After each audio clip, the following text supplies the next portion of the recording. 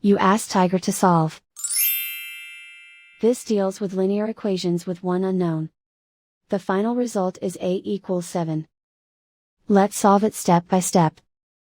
Simplify the expression. Expand the parentheses. Simplify the arithmetic. Expand the parentheses. Simplify the arithmetic.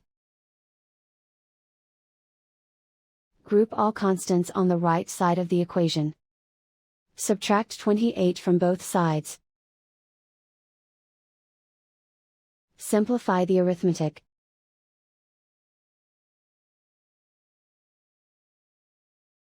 Isolate the a.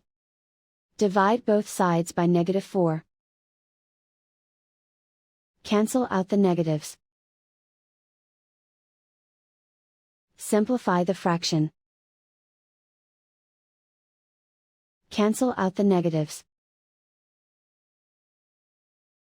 Find the greatest common factor of the numerator and denominator. Factor out and cancel the greatest common factor. And so the final result is a equals 7.